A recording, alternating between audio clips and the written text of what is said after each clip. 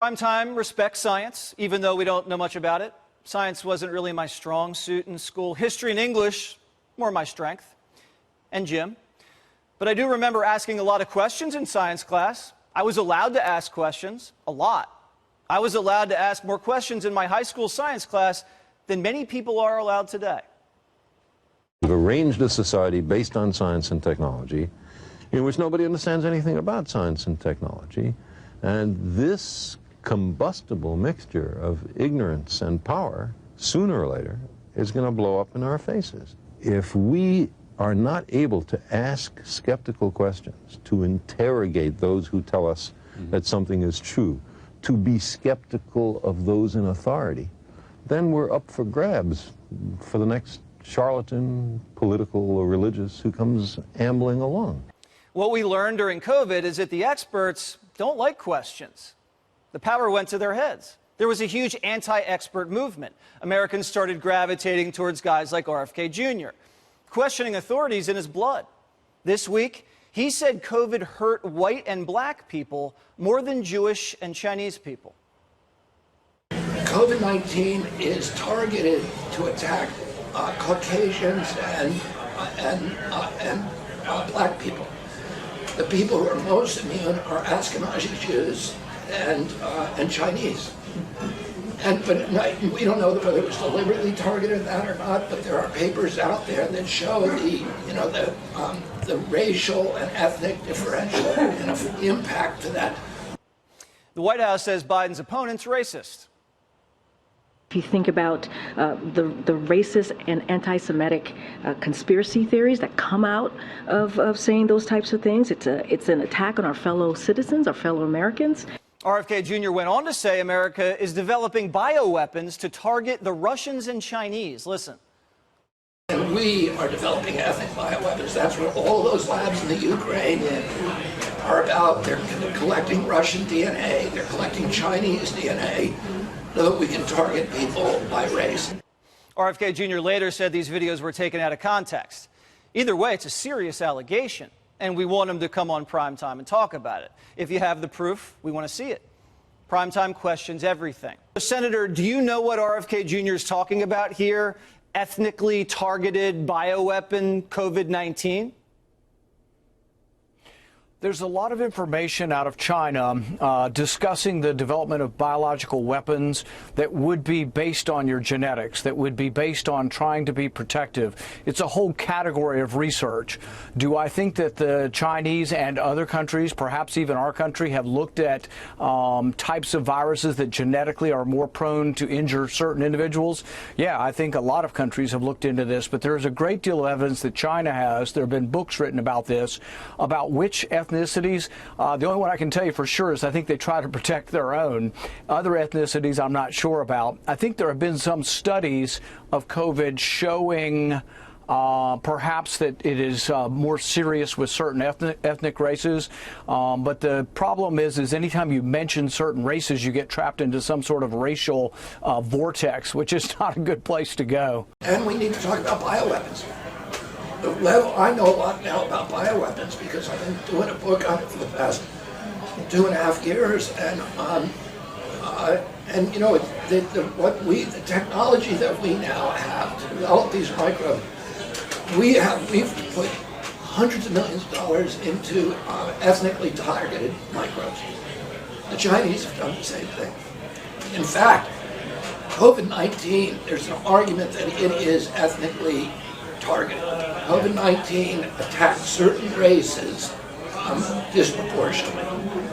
The races that are most immune to COVID-19 are because of the structure of the genetic structure, genetic differentials among different races of the receptors of the ACE2 receptor.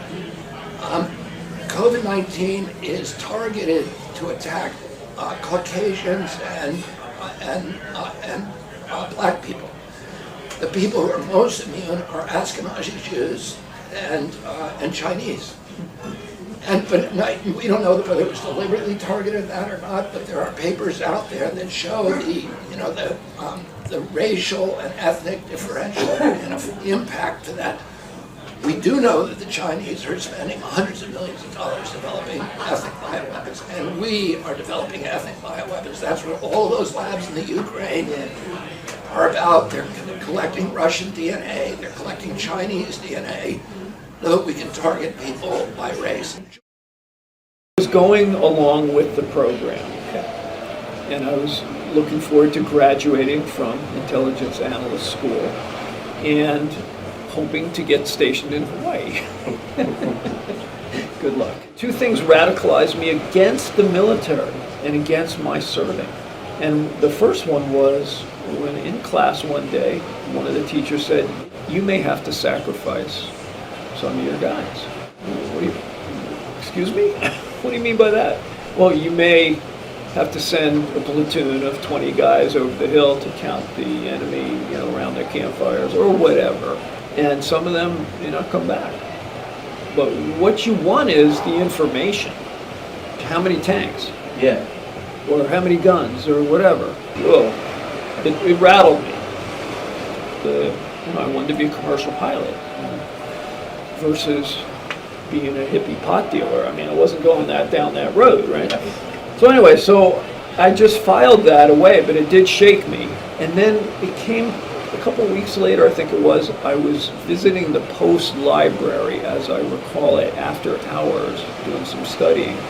And I found a reference to a shocking concept. It's still shocking to this day.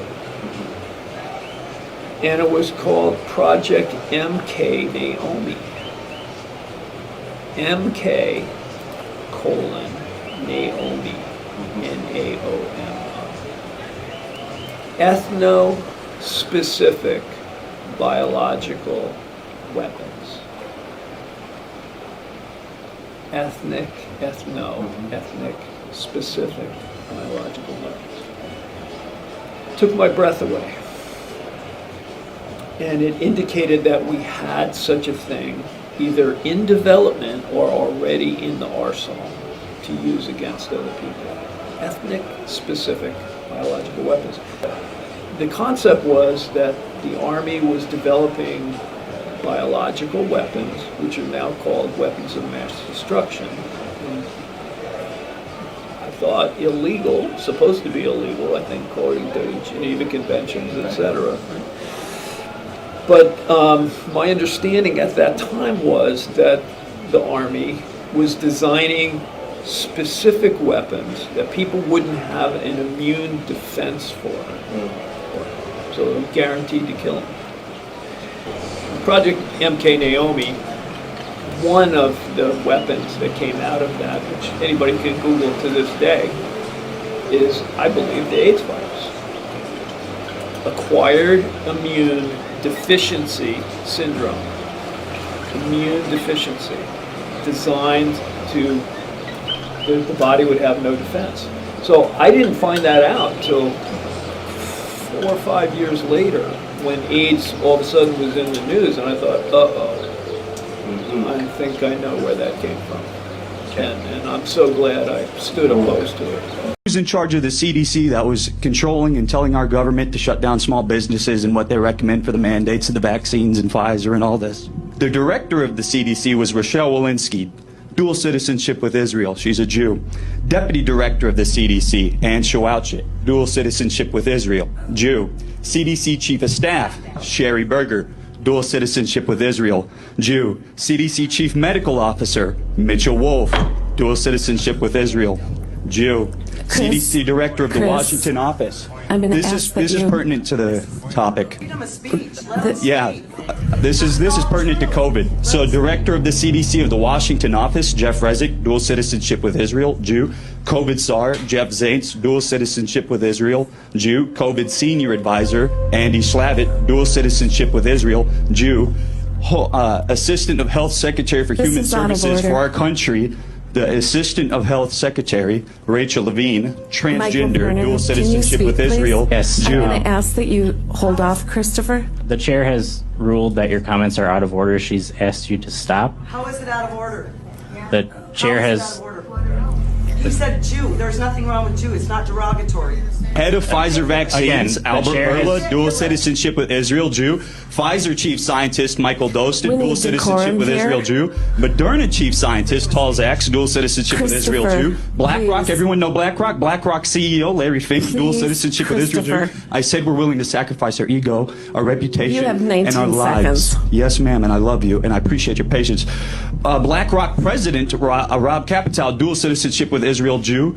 The CDC Chief Medical Officer of Johnson & Johnson, Joanne Waldstreicher, dual citizenship with Israel, Jew. Chief Medical Officer You are of done. Merck, Michael Rosenwald, dual citizenship with Israel, Jew. Head advisor of the World Economic Forum, Yuval Harari, dual citizenship with Israel, Jew. And that's only talking about COVID. That's not talking about who's in charge of our Christopher, you government. need to That's not stop. talking about who's in control of the media or the banks. I can go on. God bless y'all. Thank you for your patience.